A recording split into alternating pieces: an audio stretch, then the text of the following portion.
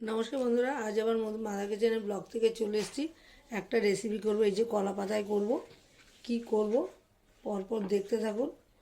হ্যাঁ, এই যে করব হলো এই যে এটা হলো কাতলা মাছের ডিম। এটাকে কলা পাতায় পাতুরি করব। তার সঙ্গে কি কি দেব এটা দেখাচ্ছি। এই যে হলো, বেশি উপকরণ লাগে না বন্ধুরা, একদম খুবই কম উপকরণে খুব সুস্বাদু একটা খাবার।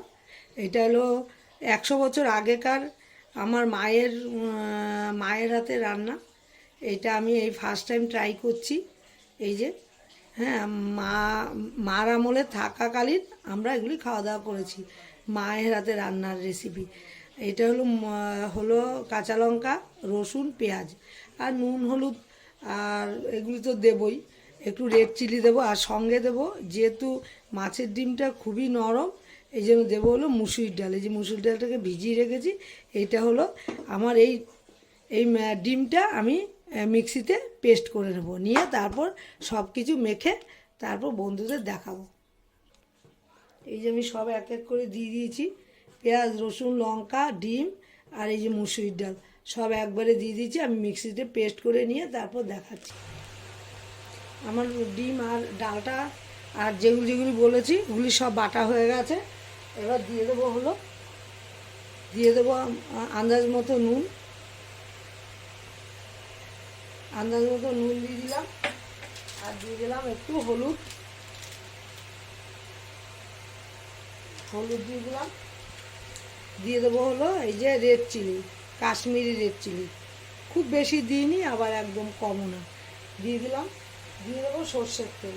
আর আমি একটু কালো জিরে দিয়ে দিয়েছি। হ্যাঁ, এই যে তেল দিয়ে দিচ্ছি।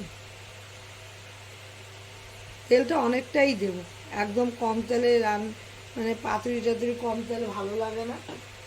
এটা তো বোঝাই যাবে না, মাখার পরে নুনও সব দিয়ে দিচ্ছি। এবার মেখে নিয়ে কি করে পাতায় দেব সেটাই বন্ধুরা। অনেকটাই নয়, আমি কিন্তু জল দিইনি। এগুলি বাড়তে বাড়তে নরম হয়ে মানে একদম পাতলা হয়ে যায়। এই উনুনে বসালে পরে, গ্যাসে বসালে পাতার মধ্যে এই হিট পেলেই এটা শক্ত হবে, তার জন্য সঙ্গে ডাল দেওয়া। যে যেরকম ঝাল খাবে সে সেরকম ঝাল দেবে। এই যে আমার হয়ে গেল। মাখতেও বেশি মানে টাইম লাগেনি, খুব সহজেই মাখা গেছে, একদম নরম হয়ে গেছে। হ্যাঁ, বসিয়ে নিয়ে তারপর দেখাচ্ছি বন্ধুদের। আমি এখানে কলা পাতাটা পাতবো, তার নিচে একটু আমি তেল দিয়ে দিয়েছি। এই যে তেল দিয়ে দিয়েছি। এবার পাতাটা দিয়ে দেবো।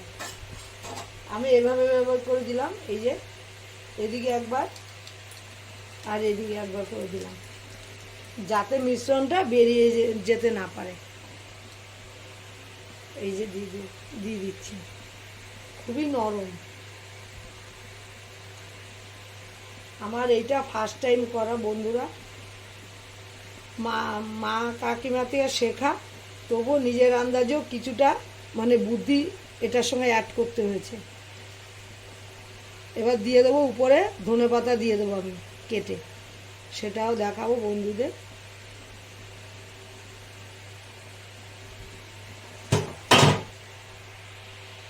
বন্ধুরা, আমার ডিমের এই রেসিপিটা কিন্তু অনেকটাই শক্ত হয়ে গেছে। এই যে যেরকম নরম ছিল টেলে, অনেকটা আমি হালকা আছে বসিয়েছি। আমি আঁচ কিন্তু বাড়াইনি। আর আমি এটা কিন্তু পুরো সর্ষের তেলেই করছি। আর এবার ধনেপাতা কেটে ধনেপাতাগুলো উপরে দিয়ে দিয়েছি, অনেকটাই সাজিয়ে দিয়েছি। এখন আবার কিছুক্ষণ পরে আর কিছুক্ষণ ঢেকে রাখতে হবে। ঢেকে হালকা কেকের মতো অনেকটাই ফুলে গেছে। এই যে সাইডগুলি ফুলে উঠেছে। এখন মাঝখানটা আঁচটা কিন্তু একদম ঝিমে আছে করে রেখেছি। আর একটু আরও 10-15 মিনিট করবো, তারপর আবার বন্ধুদের এসে দেখাবো। আমার ডিমটা কিন্তু একদম কেকের মতো সুন্দর ফুলে গেছে। আমি কিন্তু পুরোটাই হালকা আছে করেছি। এই যে পুরো শক্ত হয়ে গেছে। আমি চেষ্টা করব এটা উল্টে দেওয়ার জন্য, আর একটা কলা পাতা নিচে দিয়ে উল্টে দেব। আর বেশি মানে হয়েই গেছে। এই যে পুরো শক্ত, একদম পুরো কেকের মতো শক্ত হয়ে গেছে। এরকম শক্তই হয় মাছের ডিম, নরম হয় না অবশ্যই। আর এটা উল্টে দিয়ে তারপর বন্ধুদের আবার দেখাবো।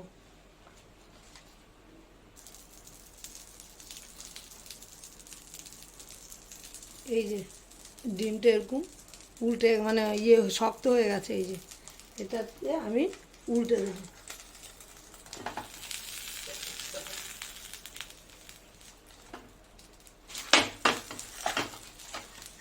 এই যে উল্টে দিলাম, এবার পাতাটা সরিয়ে দিই বন্ধুরা। এই যে দেখুন কীরকম পোড়া পোড়া হয়েছে, এটাই কিন্তু দারুণ লাগে খেতে। এই যে আমার তো হয়ে গেছে, আর 2 মিনিট গেলেই হয়ে যাবে। আমার মতো কিন্তু বন্ধুরা একবার করে ফেলতে পারেন। কাতলা মাছের ডিম দিয়ে একটু মুসুর ডাল মিশিয়ে পাতুরি, দারুণ হবে খেতে। ভালো লাগলে একসাথে কমেন্ট করবেন, সাবস্ক্রাইব করতে একদমই ভুলবেন না।